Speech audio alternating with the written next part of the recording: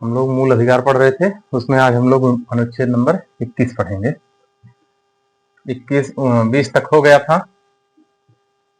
तो सबसे ज्यादा प्रश्न, सबसे ज्यादा गहराई के साथ प्रश्न मूल अधिकार से ही आते हैं, तो इसको थोड़ा सा गहराई से पढ़िए। उसके बाद अब जो मूल अधिकार का बेस था वो हो गया। अब ये बहुत आसानी से छोटे छोटे हैं, अब पढ़ना आसान हो गया। तो अनुच्छेद 21 पढ़ते हैं। अनुच्छेद 21 में कहा गया है प्राण और दैहिक स्वतंत्रता। प्राण और दैहिक स्वतंत्रता की बात की गई है। तो प्राण क्या है? प्राण मतलब जीवन, किसी का जीवन। दैहिक मतलब शरीर की स्वतंत्रता। इन दो चीजों की स्वतंत्रता की बात की गई है। आप किसी का प्राण नहीं ले सकते। मनुष्यों के उसमें लगा हुआ है, जानवरों के नहीं लागू है। तो किसी के प्राण नहीं है। दूसरा दैहिक, दैहिक मतलब शरीर, किसी की शरीर को चोट नहीं पहुंचा सकते हो। तो वो उसको अपने शरीर को अपने अनुसार रखने की पूरी स्वतंत्रता है। लेकिन ध्यान दीजिएगा, हमको हमारी शरीर को अपनी इच्छा अनुसार जैसे चाहे वैसे रखें, ये स्वतंत्रता है।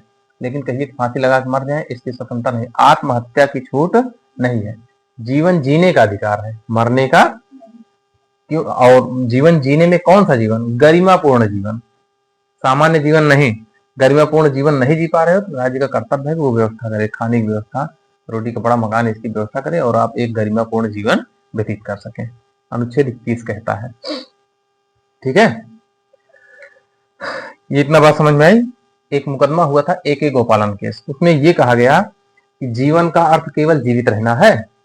तो सुप्रीम कोर्ट ने कहा नहीं, जीवित रहना नहीं है, जीवन का अर्थ गरिमापूर्ण जीवन, इज्जत के साथ जीवित रहना है।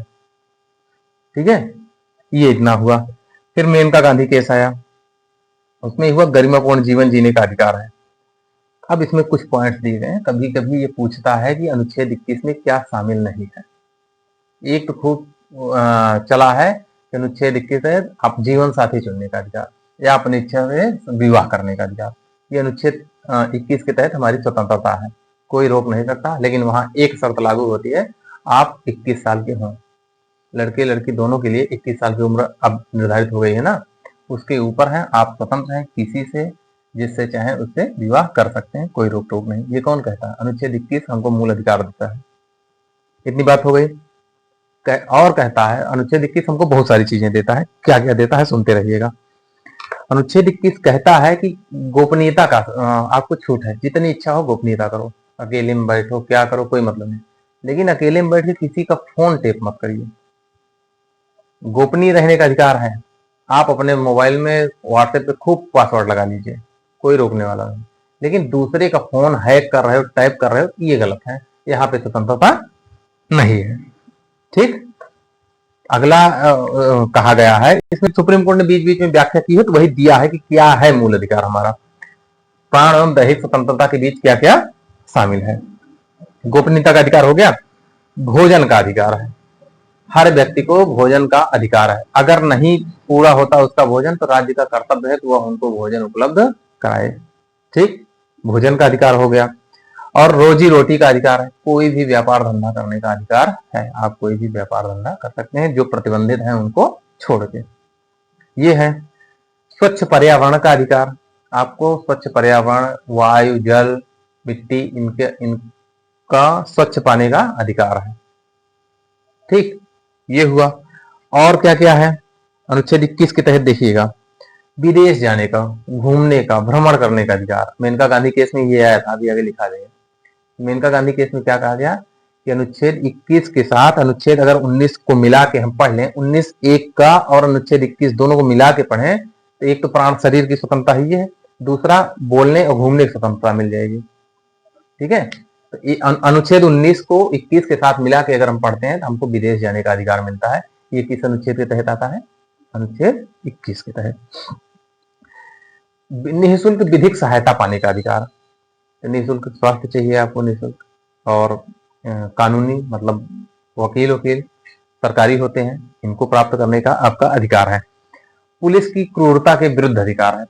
पुलिस क्रूरता नहीं कर सकती। बहुत सारे अधिकार हो गए। अब हाथ में हथकड़ी नहीं बांध सकते हो, ये सारे रोक आ गई ना। इन सबके विरुद्ध आपको अधिकार प्राप्त है। मानवीय गरिमा का अधिकार, मानव की तरह जो मानव गरिमा है उसके अनुसार जीवन जीने का अधिकार है। अगर आप दोष मुक्त हैं और आपको कारागार में निरुद्ध रखा गया है तो आपको जुर्माना प्राप्त करने का अधिकार है। क्या प्रतिकर, प्रतिकर मतलब जुर्माना। अगर आपकी सजा खत्म हो गई, 2-4 दिन जितने दिन रखे हैं, तो उसके हिसाब से आपको उनको प्रतिकर देना ही होगा, इसका अधिकार है। हो गया। अब जो निरुद्ध व्यक्ति है, मतलब जो गिरफ्तार व्यक्ति है, वो अपने परिवार से मिल सकता है, अपने मन चाहे वकील से मिल सकता है, और उससे जैसी चाहे वैसी पैरवी करवा सकता है। ये उसका मूल अधिकार है, अनुच्छेद 21 है। मतलब समझ में आया? जैसे कोई गिरफ्तार हो गया, इसका मतलब ये नहीं कि उसको वकील से नहीं मिले, वो अपना वकील करे।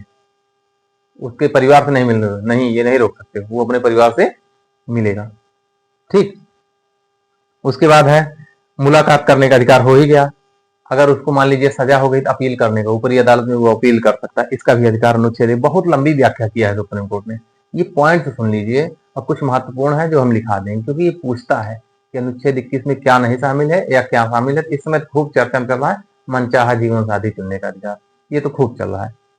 ठीक है, लेकिन और सारी चीजें जानते रहिए। लोक स्वास्थ्य बनाए रखने का अधिकार, जैसे कोरोना फैला था, तो इसका मतलब ये नहीं कि आप घूम घूम के सबको फैलाओ, नहीं, लोक स्वास्थ्य बनाए रखने का अधिकार है। और सरकार का प्रयास करना चाहिए कि ये कम फैले, लोगों को कम से कम हानि हो। चिकित्सा पाने का अधिकार, आप जाइए सरकारी अस्पतालों में चिकित्सा फ्री मिल रही है। आवास पाने का अधिकार, आवास मिल रहा है लोगों को। जीविकोपार्जन का अधिकार, बेरोजगार हैं, सरकार से रोजगार मांगने का अधिकार है। शिक्षा का अधिकार, अगर आप शिक्षा चाहते हैं तो सरकार का कर्तव्य है कि वो आपको फ्री में शिक्षा दे। मोहिनी जैन केस था ये कर्नाटक राज्य का, उसमें सुप्रीम कोर्ट ने कहा कि मानव को शिक्षा पाने का पूरा अधिकार है, उसको रोका नहीं जा सकता। और शिक्षा में उम्र की कोई वैल्यूएशन नहीं, जब चाहो तब पढ़ना चाहो तो पढ़ सकते हो, पढ़ने को कोई रोका नहीं गया है। प्रदूषण मुक्त जल एवं वायु का अधिकार, हम प्रदूषण मुक्त जल और वायु प्राप्त करने के अधिकार रखते हैं। महिलाओं के यौन उत्पीड़न के विरुद्ध अधिकार, तो महिलाओं का यौन उत्पीड़न अगर कर रहे हैं तो आपको सजा मिलेगी, उसका अधिकार है। सार्वजनिक स्थानों पर धूम्रपान करने का अधिकार, धूम्रपान नहीं धूमपान कहते हैं उसको, शुद्धता ये है। धूमपान मतलब जैसे कोई बीड़ी सिगरेट पी रहा है, धुआं उड़ा रहा है, तो आप मना कर सकते हो, सार्वजनिक स्थल पर ऐसा ना करिए, ये काम में जाइए। तो पहले लोग नहीं बोलते थे, अब टोका टोकी करने लगे। ठीक। इसके बाद अनुच्छेद 21 ये हुआ, इतनी व्याख्याएं थी सुप्रीम कोर्ट की मोटी मोटी, जो उसने बताया कि हमको अनुच्छेद 21 के तहत ये सारी चीजें हमको मिली हुई हैं, ये हमारे स्वतंत्रता है। ठीक। अनुच्छेद 86वें संविधान संशोधन 2002 के द्वारा अनुच्छेद 21A जोड़ा गया, और उसमें कहा गया है कि 6 से 14 वर्ष के बच्चों को निःशुल्क और अनिवार्य, दो शब्द लगे, निःशुल्क मतलब फ्री मिलनी चाहिए, अनिवार्य मतलब कोई भी बचना नहीं चाहिए, सबको शिक्षा मिलनी चाहिए। ये मूल अधिकार बना दिया गया है, समझे? तो मूल अधिकार बना गया है, हर बच्चे को ढूंढ के पढ़ाओ, जैसे जैसे पढ़ाओ, ये उसका राज्य का कर्तव्य है। और इसी में एक कर्तव्य जोड़ गया है माता पिता का। मूल कर्तव्य में आप पढ़ेंगे, माता पिता का कर्तव्य है कि वह बच्चों को स्कूल भेजे, उनका कर्तव्य घोषित किया गया है। यहाँ बच्चों का अधिकार घोषित किया गया है, और राज्य का कर्तव्य घोषित किया गया है। समझ में आया? ये कौन सा था? हाँ, अनुच्छेद 21 का था। अब इसमें कुछ छोटे छोटे मुकदमे हैं। एक रथिराम केस था, रथिराम राम भारत पंजाब राज्य का था, 1900 रथिराम राम भारत संघ था, 1994 में था। उसमें ये कहा गया कि भाई जीवन जीने का अधिकार है, तो मरने का भी, भाई दैहिक स्वतंत्रता है ना, तो हम अपने शरीर को जो चाहे वो करें, तो मरने की भी स्वतंत्रता होनी चाहिए। हम जीवन से उब चुके हैं, मर सकते हैं। तो रथिराम केस में सुप्रीम कोर्ट ने कहा कि अनुच्छेद 21 में जीवन जीने के साथ साथ मरने की भी प्रशंसा है, मतलब आत्महत्या अपराध नहीं। कब? रतिराम केस 1994 में कहा गया। उसके बाद आया ज्ञान कौर केस। इसमें ज्ञान कौर बनाम पंजाब राज्य, इसमें कहा गया कि भाई देखिए, दैहिक स्वतंत्रता है, जीवन जीने के लिए मिला है, मरने के लिए नहीं। इसलिए अनुच्छेद 21 में जीवन जीने का अधिकार है, मरने का अधिकार नहीं, इसलिए आत्महत्या अपराध है। किसमें? ज्ञान कौर केस में। और रथिराम में कहा गया कि ठीक है, मर सकते हो ना, लेकिन अब आत्महत्या अपराध हो गया। तो ये हुआ। एक केस और आया, अरुणा शानबाग केस, 1900 भारत संघ 2011। ये केस थोड़ा सा टिपिकल है, इसको समझिए। अरुणा शानबाग केस 2011 का मामला है, 18-19 में निर्णय आया है। इसमें हुआ क्या, एक पिंकी बिरानी थी, वकील थी। अरुणा शानबाग जो थी वो असाध्य रोगों से 45 साल से खटिया पड़ी रही, ऐसे समझिए। वो उठ बैठ नहीं थे। असाध्य मतलब जानते हो क्या होता है? ऐसा रोग जो कभी ठीक ना हो, जिसकी कोई दवा ना हो, उसे असाध्य है। अब ये 40-45 साल से खरियत पड़ी थी, मतलब वेंटिलेटर पे थी। तो ऐसे जीवन, गरिमापूर्ण जीवन जीना है ना, ये गरिमापूर्ण है। तब पिंकी को बिरानी ने मुकदमा किया कि भाई जीवन जीने के अधिकार है गरिमा के साथ, तो फिर मरने का भी अधिकार दीजिए। अब ये ऐसे जीवन का क्या मतलब हुआ? ये तो गरिमापूर्ण है नहीं। तब वहां पे सुप्रीम कोर्ट ने कुछ आदेश दिए। तो वहां पे सुप्रीम कोर्ट ने दो इच्छा मृत्यु को मान्य कर दिया। लेकिन इच्छा मृत्यु को बताया दो प्रकार की होती है। कितने प्रकार की? दो प्रकार की इच्छा मृत्यु कहा। आत्महत्या जो होती है उसी को इच्छा मृत्यु कहते हैं। ठीक, इच्छा मृत्यु कितने प्रकार की बताए? दो प्रकार की। ठीक है, एक्टिव यूथेनेसिया, अंग्रेजी में इच्छा मृत्यु को यूथेनेसिया कहते हैं। ठीक है, और पैसिव यूथेनेसिया। ठीक, एक्टिव का मतलब हुआ सक्रिय इच्छा मृत्यु,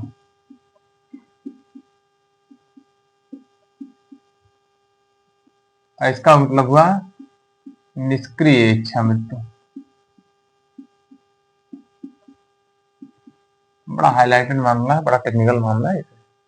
तो सुप्रीम कोर्ट ने कहा भैया हम इसको मान्य नहीं करेंगे, सक्रिय इच्छा मृत्यु को हम मान्य, हाँ इसको मान्य कर देते हैं। अब ये दोनों है क्या, ये भी जानना जरूरी है। एक्टिव यूथेनेसिया या सक्रिय इच्छा मृत्यु वह है जिसमें इंजेक्शन के द्वारा उनको जहर दे के मारा जाता है, जो असाध्य रोगी है। ठीक, तो सुप्रीम कोर्ट ने कहा हम इसको अलाउ नहीं करेंगे। निष्क्रिय इच्छा मृत्यु में सुप्रीम कोर्ट, इसमें क्या होता है, जो हमारे जीवन रक्षक तंत्र होते हैं, जीवन को बचाने के लिए वेंटिलेटर जो मशीनें लगी होती हैं, उनको हटा दिया जाए तो आदमी खुद ब खुद मर जाएगा। तो ये हुए निष्क्रिय इच्छा मृत्यु। इसमें सुप्रीम कोर्ट ने कहा भाई अगर ऐसी बात है, कोई असाध्य रोगों से लंबे समय से पीड़ित है, तो उसके जीवन रक्षक तंत्र, पूरा जो है जीवन रक्षक तंत्र है, उसको हटा दीजिए। आप इंजेक्शन देके मत मारिए, उसको हटा दीजिए। लेकिन वहां शर्त रखा गया है कि 2 जज होने चाहिए रिटायर्ड, उनकी अनुमति होनी चाहिए। नहीं, 1 जज हो, उसके सामने सारी बातें हो, 2 डॉक्टर हो जो प्रमाणित करें कि ये ठीक नहीं होगी, और घर का कोई एक जिम्मेदार व्यक्ति कहे कि हाँ हम सहमत हैं, तब ऐसा हो सकता है। समझ में आया? अनुच्छेद 21 में एक ये टेक्निकल पॉइंट है। तो अब आईपीसी कुछ धाराएं हैं, जिसमें आईपीसी धारा 306 है, उसमें ये कहा गया अगर आप किसी को उकसा रहे हो, मर गया आत्महत्या करने के लिए, तब आपको 10 साल की सजा हो सकती है। किसी को आप आत्महत्या के लिए उकसा सकते हो, 2-3 कंडीशन, एक तो उकसा सकते हो, एक इतना टार्चर कर दिए वो मजबूर हो जाए मरने के लिए। तो चाहे उकसा रहे हो तब, चाहे मजबूर कर रहे हो तब, दोनों में वो 10 साल की सजा है। ठीक, और कोई खुद अगर आत्महत्या का प्रयास कर रहा है तो ये भी दंडनीय अपराध है। तो अभी अनुच्छेद 22 में एक बड़ा बढ़िया मुद्दा आएगा, वो एसआई परीक्षा का फेवरेट क्वेश्चन है। एसआई परीक्षा में बिना उसके चलता ही नहीं, अगवा जाता नहीं, पक्का पूछते हैं। तो अपराध 2 प्रकार के होते हैं, संज्ञेय असंज्ञेय। ये तो पूछा जाता है उसमें मूल विधि में, तो लोग जानते ही नहीं संज्ञेय क्या है। संज्ञेय अपराध हुए अपराध होते हैं जिसमें जमानत तुरंत नहीं मिलती। असंज्ञेय अपराध हुए अपराध होते हैं जिसमें तुरंत जमानत मिल जाती है 24 घंटे में। और संज्ञेय वाले में आप जाइए लंबे समय के लिए। तो अपराध 2 प्रकार के होते हैं, अभी उसमें देखते हैं। एक मेनका गांधी के केस हुआ जिसमें कार्यपालिका के साथ साथ विधायिका को भी रोका गया कि आप विधि बनाकर अनुच्छेद 21 को खत्म नहीं कर सकते हो। ठीक है, मेनका गांधी के केस में ये भी कहा गया कि आप कानून बना के सोचिए सबको मार डालें, तो ये नहीं हो सकता। प्राण और दैहिक स्वतंत्रता सबकी बनी रहेगी। तो कुछ केस है, विदेश जाने का अधिकार कहा, मेनका गांधी। शिक्षा का अधिकार, मोहिनी जैन। प्रदूषण मुक्त वायु जल की, सार्वजनिक स्थानों पर धूम्रपान, महिलाओं के साथ यौन उत्पीड़न, स्वैच्छिक वर चुनना, एकांतता का अधिकार, यात्रा का अधिकार, मानवीय गरिमापूर्ण अधिकार, अब मनपसंद जीवन साथी चुनने का अधिकार, ये सब अधिकार आपको प्राप्त है अनुच्छेद 21 के तहत। 21 का मैं बता दिए। अब इसी को जो अनुच्छेद 21 है, इसी को निजता का अधिकार कहते हैं। ये हमारा निजी मामला है, हम आपको काहे बताएं। जैसे आपका मोबाइल पासवर्ड बताइए, हमारा व्यक्तिगत मामला है, नहीं बताएंगे भाई, इसमें कोई कुछ नहीं कर सकता। ये मामला समझ में आया। अब अनुच्छेद 22 आते हैं, एक बार पूरा समझाते हैं तो उसको क्रम से कराते हैं। अनुच्छेद 22 कहता है कि कुछ दफाओं में गिरफ्तारी और निरोध से संरक्षण, गिरफ्तारी और निरोध से संरक्षण। तो गिरफ्तारी का मतलब हुआ कि अगर कोई व्यक्ति जो किसी विशेष पद पे हो वो आपको ले जाके बंदी बना रहा है, तो ये होती है गिरफ्तारी।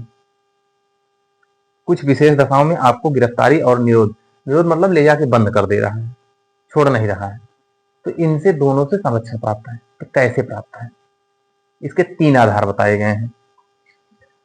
ठीक है, अब इसमें 2 पॉइंट्स हैं, उसमें एक गिरफ्तारी 2 प्रकार की होती है, गिरफ्तारी 2 प्रकार की होती है। एक होता है सामान्य दंड, एक कैसी होती है, सामान्य दंड, और दूसरी होती है निवारक नजरबंदी के तहत। 2 होती हैं गिरफ्तारियां, 2 प्रकार की होती हैं। एक होती है सामान्य विधि के अनुसार, दूसरी होती है निवारक नजरबंदी। ये निवारक नजरबंदी बहुत पूछता है, सही में खूब पूछता है, इसको बिना इसके नहीं पार होता। तो पहले समझते हैं सामान्य में। सामान्य में कोई गलती हुई है, किसी विधि का उल्लंघन हुआ है, पुलिस आएगी, गिरफ्तार करके ले जाएगी। लेकिन उसमें सामान्य में ये असंज्ञेय अपराध है। कैसा है, असंज्ञेय अपराध है, ध्यान दीजिएगा। अब इसमें क्या है कि जैसे पुलिस आ रही है पकड़ने, तो आप पूछ सकते हो क्यों भाई, क्या गलती है, कारण जान सकते हो गिरफ्तारी का। अनुच्छेद 22 के तहत ये सारी छूटें हमको प्राप्त है कि पुलिस हमको या कोई आ रहा है पकड़ने, भाई क्यों, कारण बताइए, तो हमको कारण जानने का पूरा अधिकार है। अब कारण पता चल गया तो हमको अपनी इच्छा के, जो हमारी इच्छा से है, हम अपनी रुचि के जो हमको बेहतर लगेगा वो वकील करने के लिए स्वतंत्र रहेंगे। अगर हम प्राइवेट कर सकते हैं, नहीं सरकार उपलब्ध कराएगी। 2 कंडीशन है। ठीक, पहला क्या हुआ, हमको जानने का अधिकार है, दूसरा अपने मन का वकील करने का अधिकार है, तीसरा ये हमारा अधिकार है कि पुलिस जो हमको बंदी बनाई है वो 24 घंटा के अंदर अंदर मजिस्ट्रेट के सामने पेश करे। ये 3 अधिकार है हमारे 22 के तहत। ठीक, 24 घंटा का अंदर का मतलब हुआ आने जाने का समय को छोड़ के वो नहीं जुड़ेगा। 3 अधिकार समझ में आए अनुच्छेद 22 के तहत। अब ये किसको नहीं पाता, कोई विदेशी शत्रु है उसको ये अधिकार प्राप्त नहीं है। या निवारक नजरबंदी के तहत। अब निवारक नजरबंदी क्या है, तो निवारक नजरबंदी का मतलब होता है कि कोई भी व्यक्ति, पहली गिरफ्तारी कैसे हुई, हमने अपराध किया है तब हमको गिरफ्तार किया गया। और निवारक नजरबंदी के तहत हम अपराध करने वाले हैं, ये नहीं है, अपराध किए नहीं। उसमें क्या था, अपराध किए थे तब हम गिरफ्तार हुए ना, इसमें क्या हम अपराध नहीं किए हैं, करने वाले हैं, तब हमको निवारक नजरबंदी के तहत गिरफ्तार कर लिया। अब इसमें जो उसमें छूटे थे वो इसमें नहीं है। अगर काफी लोगों को नुकसान हो रहा है तो जरूरी नहीं कि आपको कारण बताया जाए कहे गिरफ्तार किया गया। उसमें क्या था, कारण बताना जरूरी था। निवारक नजरबंदी में कारण बताना जरूरी नहीं। उसमें क्या था, अपने मन का वकील कर सकते हो, इसमें कर सकते हो। उसमें क्या था, 24 घंटे के अंदर मजिस्ट्रेट में, इसमें भैया 3 महीने तक वो रख सकते हैं। निवारक नजरबंदी के तहत 3 महीने तक बिना किसी सूचना मजिस्ट्रेट के सामने पेश किए वो अपने पास रख सकते हैं। हाँ, लेकिन ध्यान दीजिएगा, जब ये गिरफ्तारी हुई तो आपके घर परिवार वालों को उनको बताना पड़ेगा, सूचना देनी पड़ेगी। निवारक नजरबंदी समझ में आ रहा है। 44वें संविधान संशोधन द्वारा जो 3 महीने गिरफ्तार कर सकते हैं वो 2 कर दिया गया है, समझ में आया। तो निवारक नजरबंदी के तहत कोई भी व्यक्ति अगर गिरफ्तार होता था पहले कितने महीने के लिए, 3, और अब कितना हो गया, 2। अब ध्यान दीजिए, फिर अगर 3 महीने से और समय के लिए, मान लीजिए 3 महीने बाद छोड़ दें, फिर ये गड़बड़ कर सकता है, और समय के लिए रखना है आपको नजरबंद, तो फिर आपको क्या करना, सलाहकारी परिषद की सलाह लेनी होगी। ठीक है, सलाहकारी परिषद, उसमें कौन होंगे, तो हाई कोर्ट के भूतपूर्व न्यायाधीश होते हैं, वो बताएंगे कि इनको और दिन तक रखिए या न रखिए। एग्जाम्पल उदाहरण, अनुच्छेद 370 हटा था। कुछ लोगों को जम्मू कश्मीर में उनके घर में नजरबंद कर दिया गया था, गिरफ्तार किया गया था, एक प्रकार से गिरफ्तारी ही हुई ना, सजा हुई उनको कोई नहीं, केवल क्यों कि वो बवाल फैला सकते थे। कुछ गड़बड़ कर सकते थे। ये था कि अपराध कर सकते हैं, किए नहीं है अभी, फिर भी उनको नजरबंद, समझ में आया क्या है।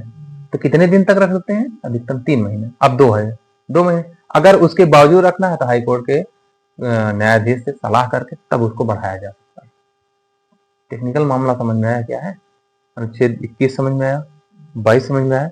निवारक नजरबंदी एसआई का फेवरेट क्वेश्चन है, उठा प्रीवियस ईयर देखिएगा, खूब पूछता है। अब इसके लिए कुछ अधिनियम आए हैं, तो टाडा, मीसा, पोटा, मकोका, ये सब सुने हो? पोटा वोटा सुने हो लगा कि नहीं? एनएसए सुने हो? इसी का पुराना नाम है सबका। राजद्रोह सुने हो?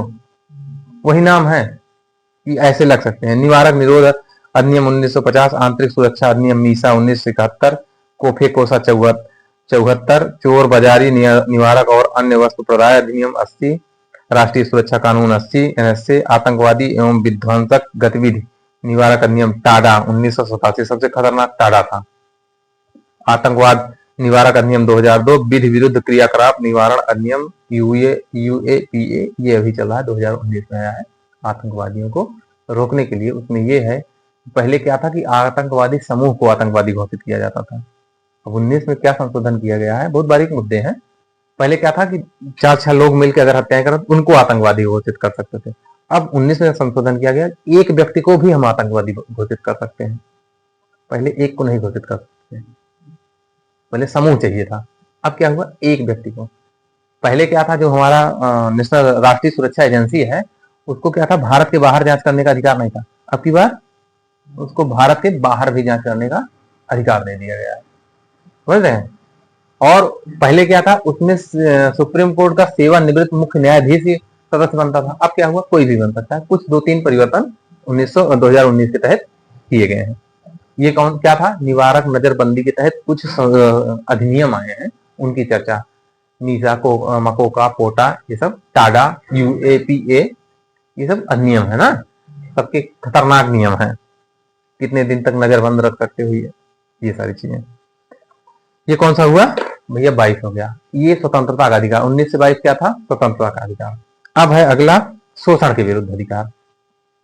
अनुच्छेद, इसके तहत 2 अनुच्छेद है, अनुच्छेद 23 और 24।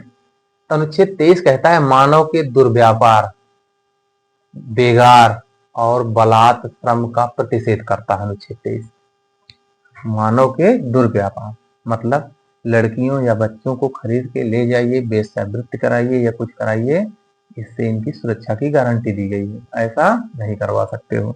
भीख मंगाइए बच्चों को ले जाके, हाथ पांव तोड़ के, नुकसान करके, लड़कियों को ले जाके वेश्यावृत्ति करवाइए ना, तो इनकी सबकी रोक कहाँ लगी है, अनुच्छेद 23 के तहत। तो मानव दुर्व्यापार, मनुष्य क्या व्यापार नहीं हो सकता।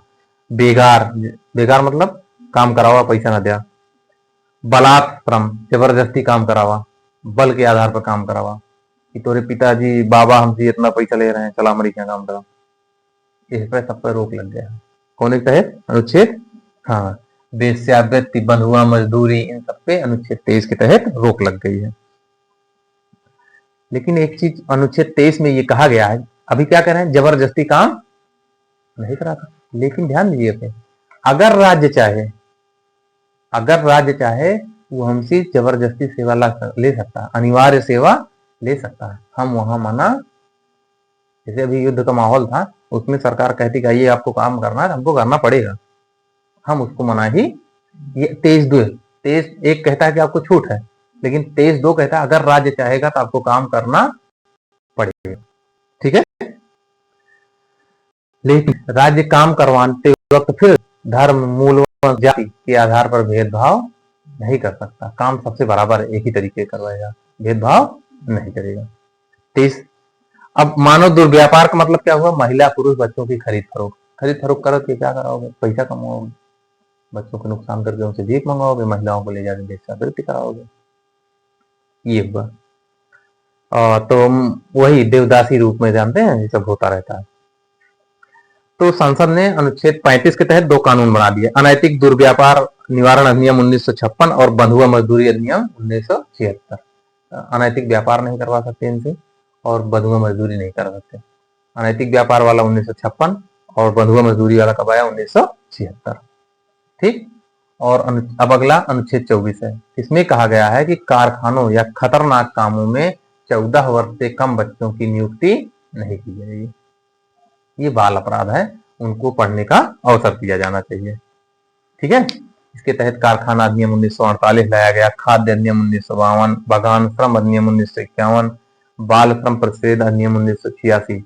ये सभी संशोधन किए गए और इनको ठीक व्यवस्थित करने के लिए अनिवार्य एवं निःशुल्क शिक्षा दी गई, एमडीएम की व्यवस्था की गई, आंगनबाड़ी कार्यक्रम चलाए गए, मनरेगा की व्यवस्था की गई कि ये खतरनाक कार्यों में काम न करके बेहतर जीवन जी सके। ठीक। अब इसको यहां तक लिखिए, तो फिर आगे बताते हैं। अनुच्छेद 21 इसको मिटाते हैं। पूरा मामला समझ में आया क्या है? हाँ, अब क्रम से समझते चलिए।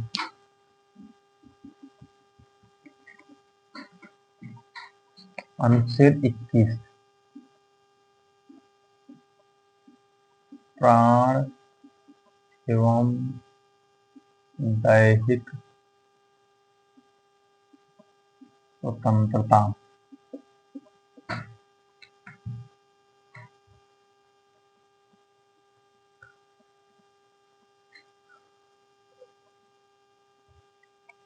ठीक। इसका मतलब हुआ कि किसी व्यक्ति को, इसका पूरा मतलब हुआ किसी व्यक्ति को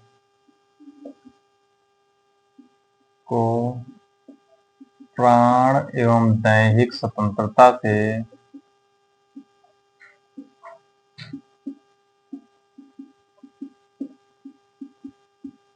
विधि द्वारा स्थापित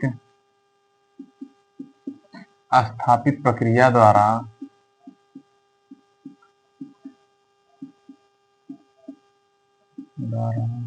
ही वंचित किया जा सकता है।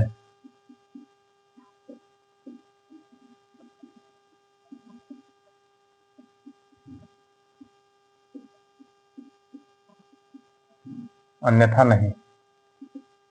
इसका मतलब समझ रहे हो? ये है कि आपको प्राण एवं दैहिक स्वतंत्रता की है, लेकिन कभी आप अपराध किए तो आपको मृत्युदंड दिया जा रहा है, तो नियम कानून से दिया जाएगा, फर्जी नहीं दिया जा सकता। मतलब ये हुआ कि आपकी प्राण और दैहिक स्वतंत्रता अगर छीनने का अधिकार है, तो वो कैसे विधि बना के, जो विधि का कानून स्थापित प्रक्रिया है, मतलब लिखा गया कि आप ये गलती करेंगे तभी ऐसा होगा, उसी के तहत कर सकते हो। सामान्य तरीके से आप किसी का ये स्वतंत्रता खत्म नहीं कर सकते। ये इसका मतलब हुआ।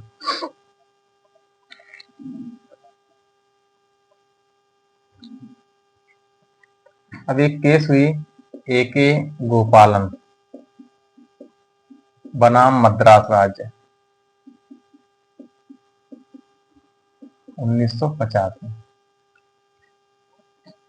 इसमें कहा गया जीवन जीने के अधिकार में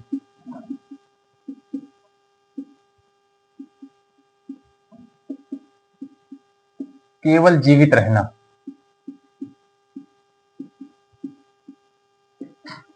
शामिल किया गया।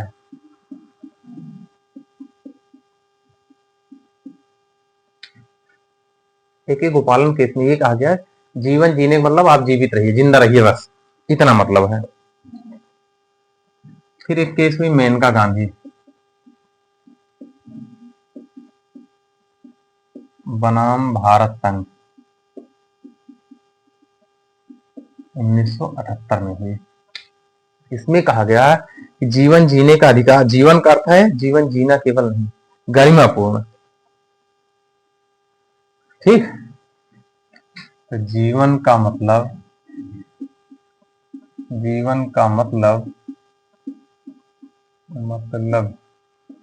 गरिमा पूर्ण जीवन जीना है। ठीक। अब इसमें कुछ चीजें शामिल कर ली गई, जैसे गोपनीयता का अधिकार, भोजन का अधिकार, रोजी रोटी का अधिकार, स्वच्छ पर्यावरण का अधिकार। ये लास्ट में भी 4-10 चीजों मुख्य मुख्य लिखाते हैं। इसके बाद आता है रथिराम केस। रथिराम केस 1994। इसमें क्या कहा गया? रथिराम में कहा गया कि आत्महत्या जो है वो हमारा मूल अधिकार है। आत्महत्या मूल अधिकार है। वही वही आत्महत्या मूल अधिकार है। मूल अधिकार स्वीकार किया गया, सुप्रीम कोर्ट कह रहा है स्वीकार किया गया। फिर एक केस होती है इसके बाद, अरुणा सांबा ज्ञान कौर केस। ज्ञान कौर केस ये हुई है 1996। इसमें कहा गया आत्महत्या अवैध है। अवैध मतलब गलत है। जीवन जीने के अधिकार में केवल गरिमापूर्ण जीवन है, जीना है, मरना नहीं, ये कहा गया। ठीक, कहा गया जीवन जीने का अधिकार है,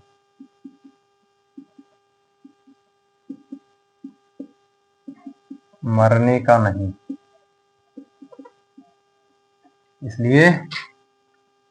इसलिए आत्महत्या अपराध है।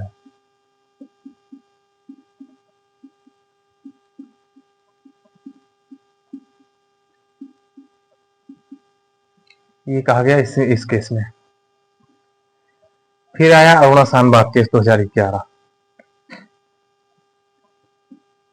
अरुणा सांबाग केस 2011। इसमें इनकी वकील कौन थी? पिंकी बिरानी ने किया था। पिंकी बिरानी ने मुकदमा किया था।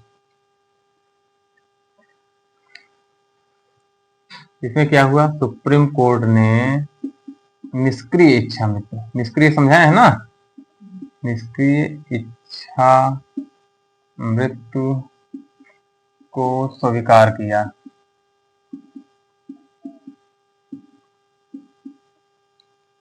समझ में आई बात? तो निष्क्रिय इच्छा मृत्यु क्या है कि जो जीवन रक्षक प्रणाली है उसको हटा लिया जाए। और सक्रिय में क्या होता है? जहर या इंजेक्शन देकर किसी व्यक्ति के जीवन को स्वतंत्र कर दिया जाए।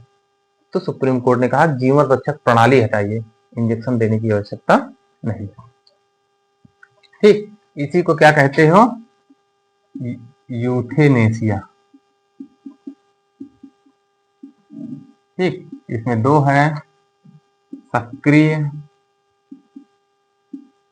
यूथेनेसिया, ये मानी नहीं गई है। निष्क्रिय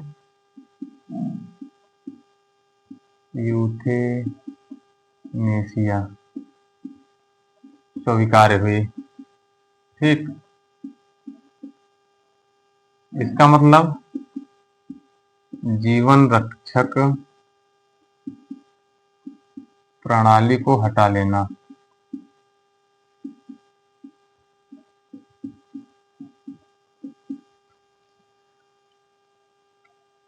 समझ में आ रहा मुद्दा? हाँ। अब दो तीन चीजें हैं कि अगर किसी के लिए को आप आत्महत्या के लिए उकसा रहे हैं, मजबूर कर रहे हैं और प्रयास कर रहे हैं, तो तीनों में 10 साल की सजा है। और आईपीसी 306, 307 और 309 ये है। तो आईपीसी की यहाँ जरूरत नहीं, एसआई वालों के लिए जरूरत है, तो उनको अगर लिखना होगा तो आईपीसी 306 में है कि किसी को आत्महत्या के लिए मजबूर करना अपराध है, 10 साल की सजा है। 307 कहता है किसी के आत्महत्या के लिए उकसाना दंडनीय अपराध है, 10 साल की सजा है। 309 आईपीसी 309 कहती है कि खुद आत्महत्या करना भी दंडनीय अपराध है।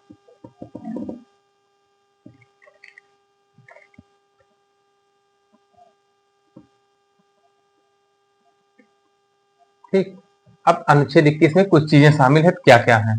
पहला है विदेश जाने का अधिकार।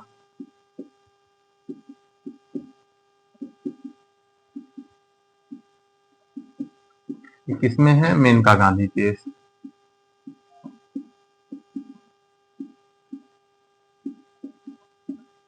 ठीक, किसमें आया विदेश जाने का अधिकार? मेनका गांधी केस में आया। फिर शिक्षा का अधिकार, ये सब अनुच्छेद 21 के तहत मूल अधिकार है ना।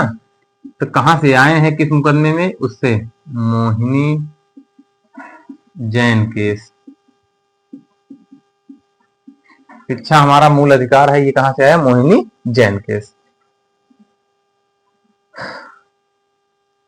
और फिर वही प्रदूषण मुक्त जल और वायु प्राप्त करने का अधिकार।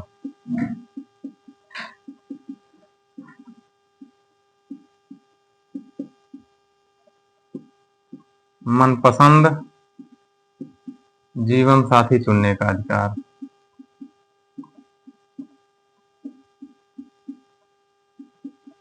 लेकिन शर्त है 21 साल के ऊपर बालिग हो जाओ तो। जीवन साथी चुनने का अधिकार, एकांतता का अधिकार, बहुत सारे अधिकार हैं।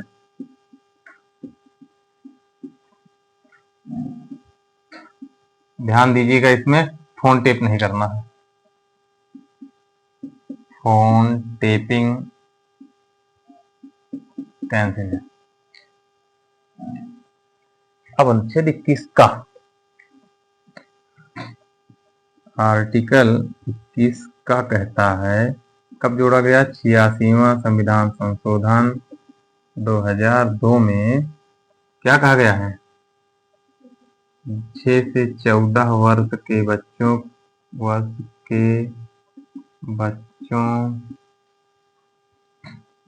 को अनिवार्य और निःशुल्क शिक्षा का प्रावधान। ठीक, अनिवार्य और निःशुल्क शिक्षा पाने का उनका अधिकार है। ये कैसा अधिकार है, मूल अधिकार है।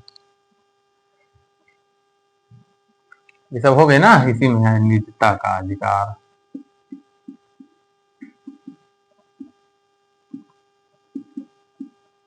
सोने का अधिकार, ठीक है। एक केस हुआ था इसके सोने वाले में, बढ़िया था। तो कोई व्यक्ति था, वो दिल्ली में रहता था, वहीं बगल फैक्ट्री लगी थी। तो रात में जब ये सोता था, फैक्ट्री चलती थी, तो इसको नींद नहीं आती थी। इसने मुकदमा कर दिया कि हमारे अनुच्छेद 21 का हनन हो रहा है।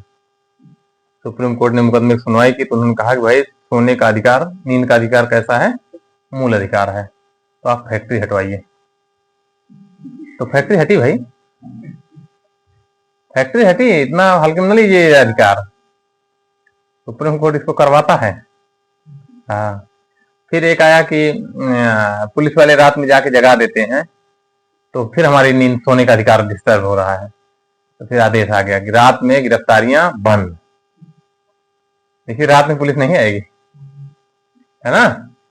ये सब हमारे मूल अधिकार हैं, जब जानोगे तभी प्रयोग करोगे। पर मिटा दें,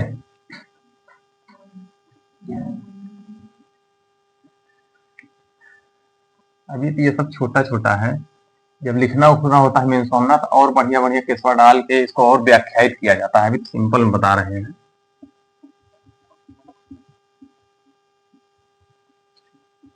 जैसे लिखित हुआ है अल्टीमेट, उनको लिखना पड़ेगा, उनको इस तरह काम नहीं चलेगा, इसको व्यवहारिक रूप से अच्छे से लिखना पड़ेगा।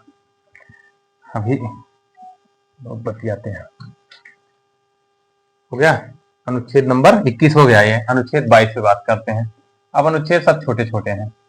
इसमें क्या है, गिरफ्तारी और निरोध से संरक्षण है, ठीक है। तो कुछ दशाओं में गिरफ्तारी और निरोध से संरक्षण, जो शब्द, जो लाइन लिखी है वैसे लिख रहे हैं, वैसे आपको बता रहे हैं। यहाँ पे क्या प्रदान किया गया, संरक्षण। तो 3 आधार अधिकार बताइए आपके ना, 3 बताए ना, लिख लीजिएगा इसको। क्या पहला क्या है भाई, कारण जानेंगे, काहे गिरफ्तार कर रहे हो। दूसरा, अपने मन का वकील करेंगे। और तीसरा, 24 घंटे के अंदर मजिस्ट्रेट के सामने हाजिर करिए, और आने जाने के समय को छोड़कर। ये 3 अधिकार हैं, इसी के आधार पर हम लोग अपना काम करेंगे। तो 22(1) कहता है व्यक्ति को सामान्य विधि के अधीन गिरफ्तार किया गया है,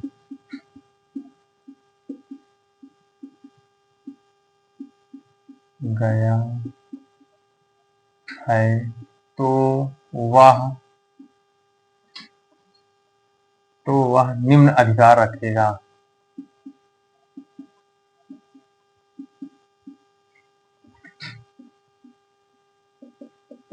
हाँ, पहला कौन सा होगा? जानने का अधिकार, गिरफ्तारी का कारण जानने का अधिकार। ठीक। दूसरा क्या होगा? अपनी रुचि का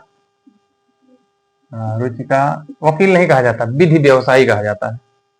तो अपनी भाषा में लिख दे रहे हैं, उसमें विधि व्यवसायी रहेगा। हाँ हाँ, नहीं समझ में आया कहा है तो विधि व्यवसायी लिखेंगे, वकील लिखेंगे। हाँ, अपनी रुचि का जानते रहिएगा, विधि व्यवसायी करने का अधिकार। और तीसरा क्या है? 24 घंटे के अंदर मजिस्ट्रेट के सम्मुख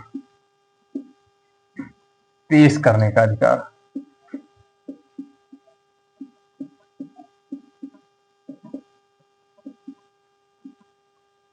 इसमें यात्रा का समय छोड़ के आगे लिख लीजिएगा अपना। अगर कोई व्यक्ति विदेशी शत्रु है या निवारक नजरबंदी के तहत गिरफ्तार हुआ है तो उसको ये छूट नहीं है। तो 2 है। अपवाद लिखने हैं, अपवाद लिख लीजिए। अपवाद तो कैसा? विदेशी शत्रु और निवारक नजरबंदी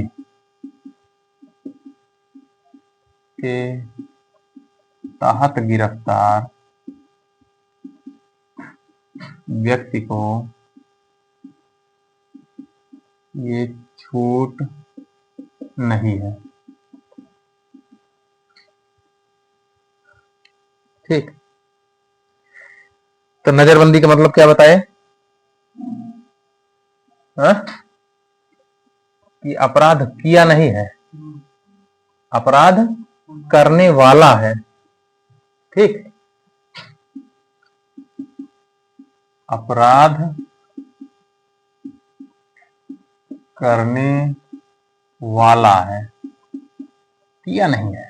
ठीक है, किया नहीं, अपराध करेगा भविष्य में। जैसे होता ना, जा रहे हैं ऐसा कर देंगे, तो उनके लिए है ये व्यवस्था।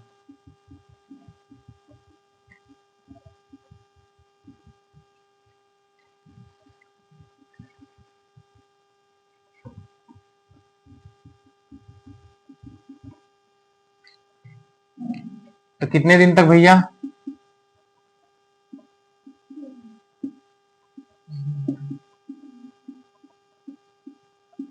तो 44वें संविधान संशोधन द्वारा 1978 द्वारा 2 माह।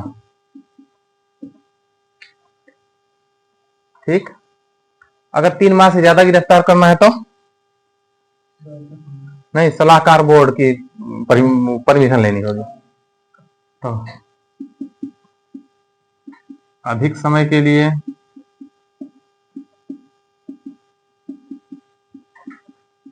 सलाहकार बोर्ड की अनुमति आवश्यक।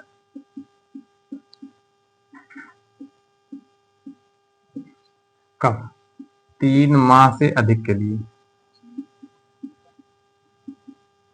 अब यहां ध्यान दीजिएगा, अब सलाहकार बोर्ड में कौन होता है? तो हाई कोर्ट जो होता है उसके वर्तमान या भूतपूर्व मुख्य न्यायाधीश, हाई कोर्ट के वर्तमान या भूतपूर्व न्यायाधीश,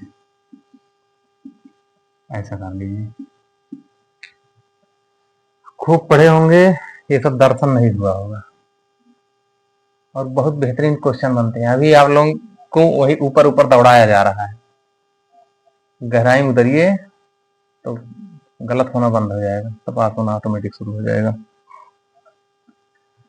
तो कुछ बताएं कि क्रम से बता दें, वही टाडा, मीसा, पोटा, मकोका, बस ऐसे, क्योंकि ये सब खत्म हो गए हैं। यूएपी ये चल रहा है और सब खत्म हो गए जब आए, तो बहुत मतलब है नहीं। तो इसके तहत जो कानून बने हैं, किसके तहत? निवारक के तहत बने कानून के तहत बने कानून, तो मीसा है, पोटा है, मकोका है, यूपी कोका है,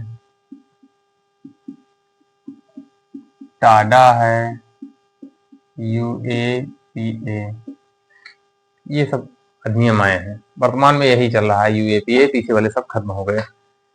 तो शायद एक आध बार उसमें सन पूछा है, मिलवाया है एसआई उसाई में कहीं, लेकिन नहीं बता रहे हैं। तो आप लोग देख लीजिएगा, इसको बहुत जरूरत होगी तो बताइएगा, बैक करके बता देंगे। हाँ, लेकिन पूछा गया प्रीवियस ईयर, देखिएगा ये पूछा गया है, सन मिलवाया है इसका ना, किस सन में आया था या किस सन में खत्म हुआ, ऐसा कुछ करके आया है। हाँ,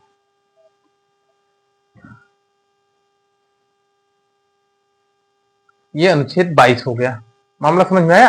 गिरफ्तारी के प्रकार की होती है, दो प्रकार की, एक सामान्य गिरफ्तारी, एक निवारक नजरबंदी के तहत होती है। सामान्य में 3 अधिकार हैं आपके, और निवारक नजरबंदी में कोई अधिकार नहीं।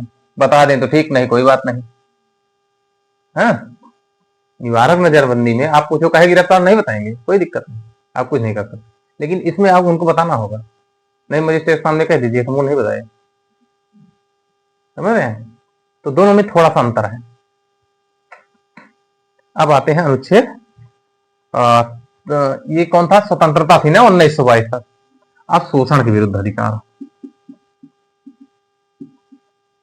के विरुद्ध अधिकार, तो किस अनुच्छेद में है? 23 और 24 में है। तो अनुच्छेद 23 पढ़ते हैं। अभी इसको एक छोटा सा वीडियो बना के उसमें पूरा अनुच्छेद इकट्ठा हम करा देते हैं, मोटा मोटा जो नॉर्मल पेपर के लिए है, और जो टाइट के लिए है वो ये व्यवस्था है।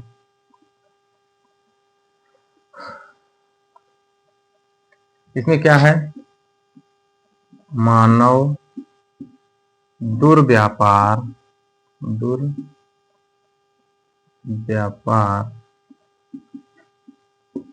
और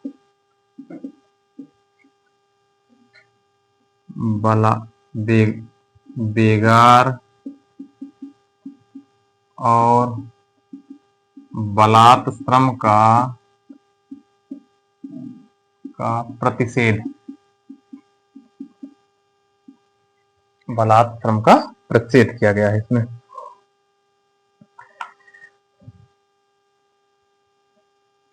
ठीक, प्रतिषेध, या इसी को दूसरी भाषा में कह सकते हो दंडनीय अपराध।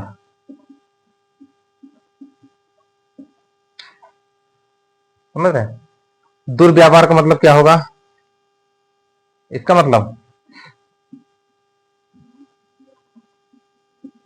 महिला, बच्चे या पुरुष की खरीद फरोख्त,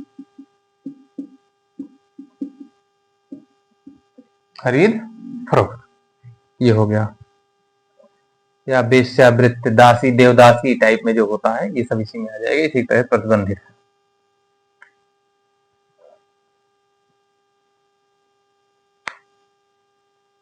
ठीक है, और 23 एक था ना ये, 23(2) पे आते हैं। इसमें क्या है, राज्य क्या कर सकता है, अनिवार्य सेवा ले सकता है। ठीक, लेकिन शर्त क्या है, धर्म, मूलवंश, जाति, लिंग के आधार पर भेदभाव नहीं करेगा। लेकिन धर्म, मूलवंश, जाति या अन्य आधार पर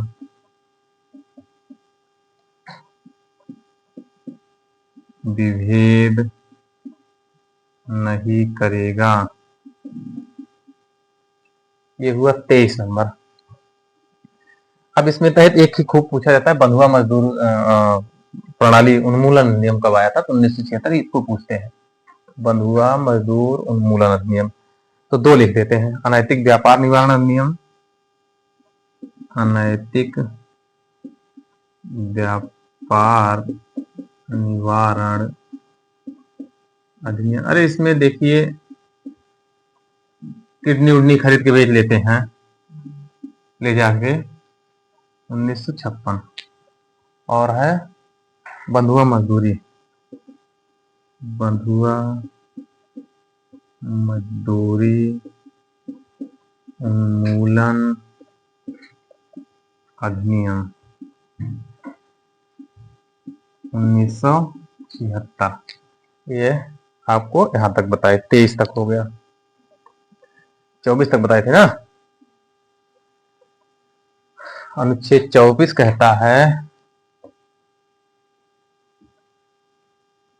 क्या कहता है, 14 वर्ष से कम के बालकों का कारखानों में नियोजन पर प्रतिषेध।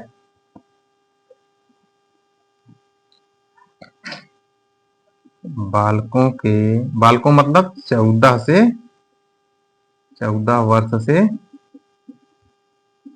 कम, ठीक, बालकों के कारखानों में नियोजन का प्रतिषेध।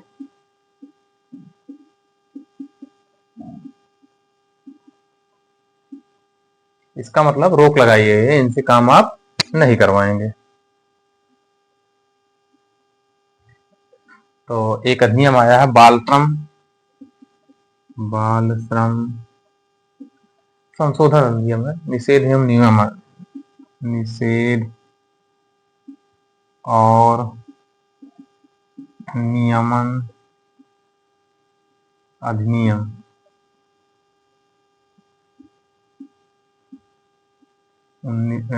2016। ये थे 24 अनुच्छेद।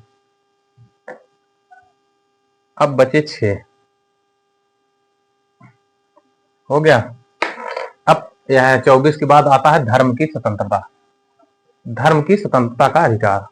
तो 25 से 28 3 अनुच्छेद इसमें है, 2 है शैक्षिक संस्थाओं की स्थापना का अधिकार, 29 30 है, 31 निरसित हो चुका है, 32 में संवैधानिक उपचारों का अधिकार है।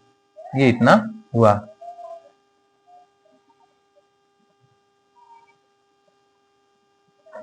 इतना हुआ।